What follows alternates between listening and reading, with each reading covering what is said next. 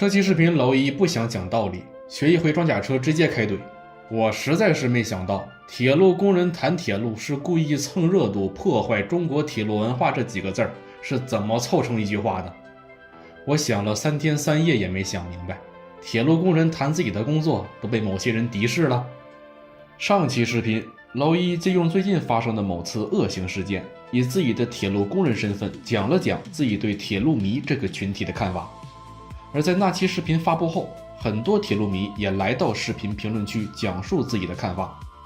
总的来说，正是因为这些肯于维护自己兴趣爱好大环境的爱好者的存在，铁路迷这个群体虽然相对人微言轻，但总体上还是在给我国铁路事业呈现出正向发展作用的。而按照老一的想法，这事儿谈到这里就到此为止，但没想到还有高手。就在前几天，具体的说是在2026年5月10日，有一位铁路迷，同时也是老一的粉丝，给我发来这么一个动态截图。而当老一看完之后，就彻底绷不住了。至于他说了什么，让我们一条一条的去看。首先就是他说的，网络上一群报忧不报喜的乌鸦，早该喷一喷了，还要骂得爽一些。不是哥们儿，报忧不报喜，喜在哪儿？或者说泄密事件迄今为止能被你定义为喜的事儿在哪儿？就我知道的，推动整个事件后续相关的从头到尾的这个过程，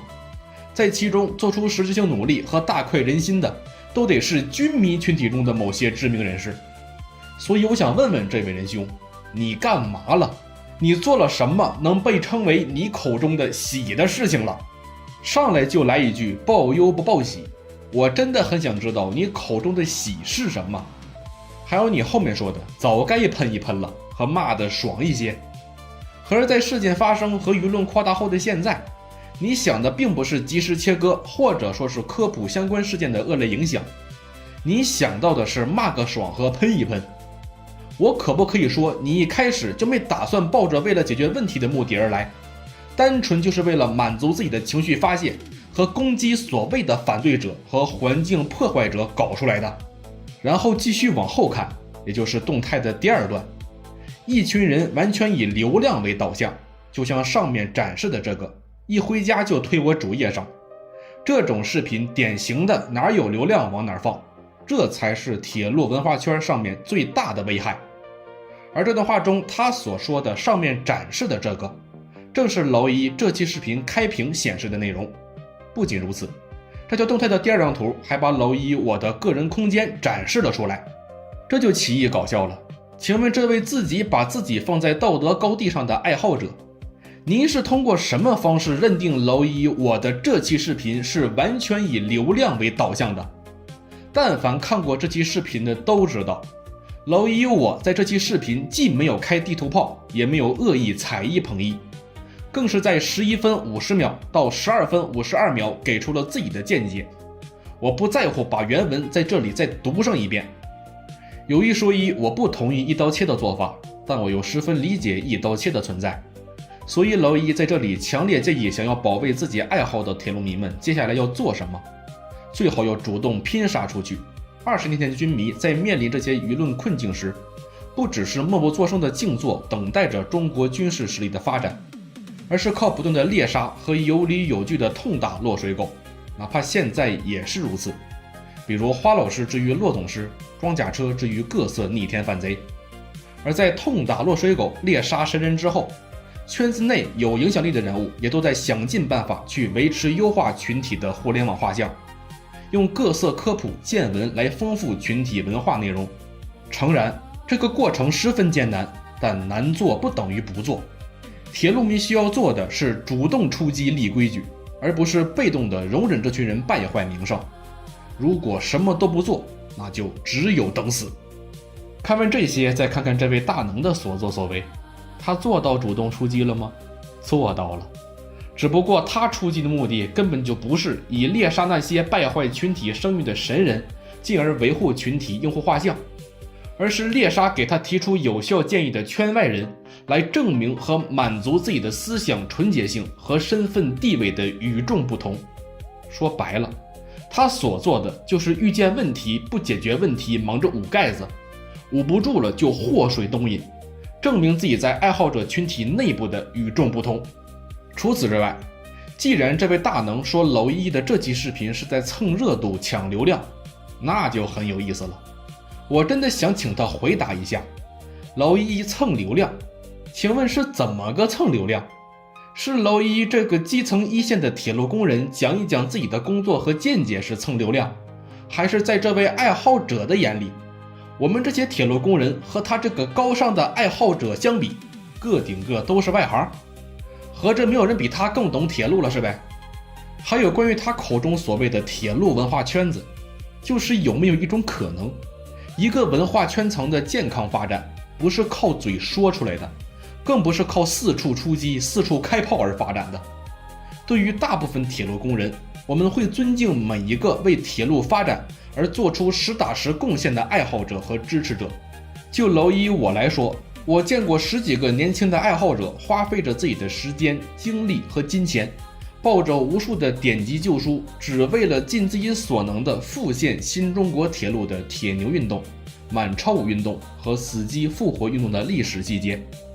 还有60、70岁的铁路摄影爱好者向集团公司无偿上交自己年轻时在大兴安岭火灾以及1998年特大洪水时拍摄的铁路工人的珍贵影像资料，以及像花老师所说的，在电影里给火车细节做还原的，给博物馆整理抗美援朝英雄列车故事的爱好者，他们都是光荣的，值得我们工人同志去尊敬的。但对于我们天天面对的各色型号的机车车辆，那感觉就不一样了。毕竟在铁路安全无小事的生产号召下，就导致我们所面临的每一项工作处理的每一个故障，记住是每一个，哪怕这个故障在外行眼里根本都不算故障，也根本影响不了行车安全和人民群众生命财产安全。但为了实现超强防范的铁路运输和全体人民群众的生命财产的绝对安全，一切所有的算故障的故障、不算故障的故障都会被上纲上线。一旦被上纲上线，那我们工人就不只是工资难受了。所以留存于圈子内部的直特换筒什么的烂梗，我们没有兴趣去了解，因为铁路工人平等的看不起任何给我们带来非必要麻烦和不稳定因素的机车车辆和自轮运转特种设备。至于他的这条动态最后说的，视频创作者应当传播积极的东西，传播对社会有价值的东西，诚然这句话没有任何问题，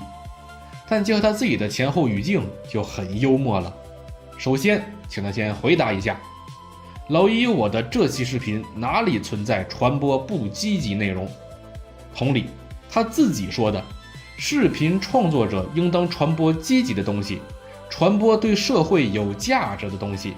结果在动态最后光明正大的写上一个再骂一期，这一下好了，这一下大伙是不是知道谁才是传播消极内容的人了？你是怎么做到前后不到50个字就自己打自己的脸的？当然最难崩的还不止这些，在这条动态发布后，就有部分热心群众在评论区发布与他或相同或不同的看法，而这位说出了2句极其难崩，甚至是让人感到气愤的话。第一句，此次逆天小鬼偷拍事件，军迷应当负全部责任。第二句，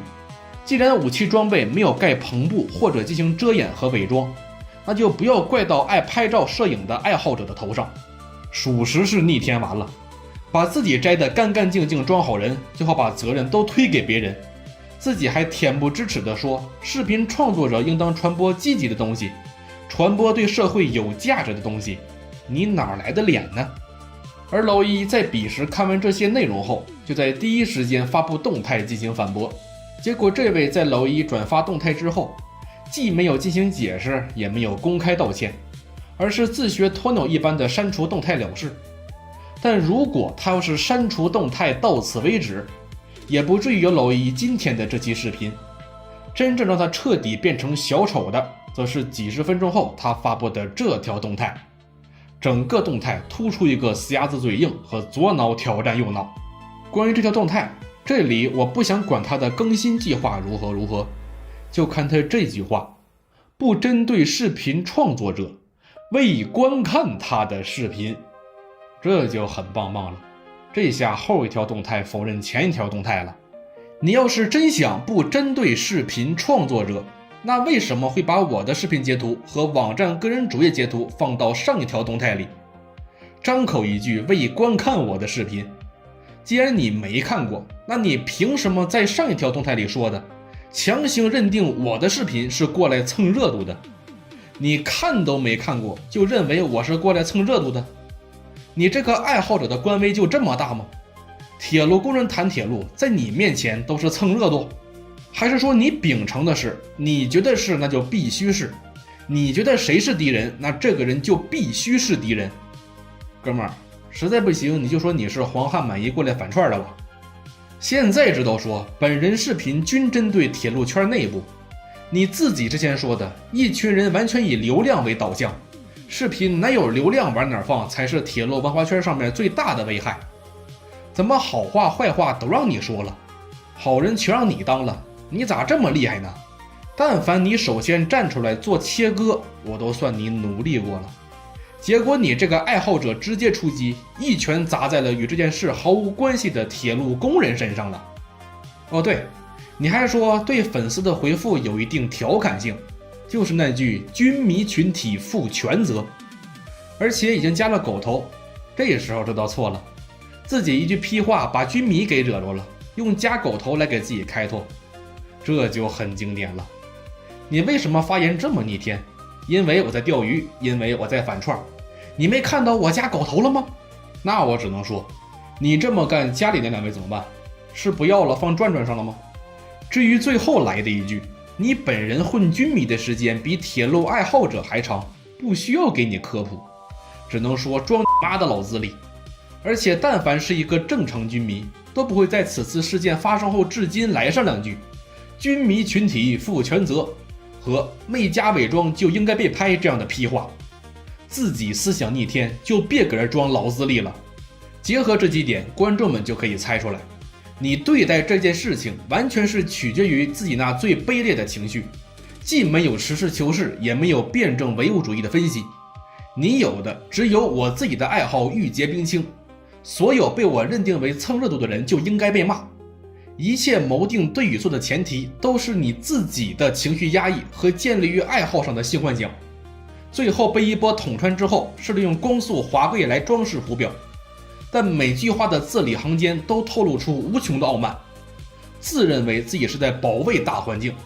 实则用自己的所作所为破坏着别人好不容易营造的大环境。既然您在2026年5月10日这天是要在下周骂个痛快，那好，5月18日到24日，请开始你的表演。各位观众，列位诸公，不论是军迷还是广大铁路迷，真的想看看你是怎么个报忧不报喜，铁路工人讲铁路为什么是蹭热度的外行，以及你如何骂个痛快。好的，这里是你们老一，我们下期视频再见。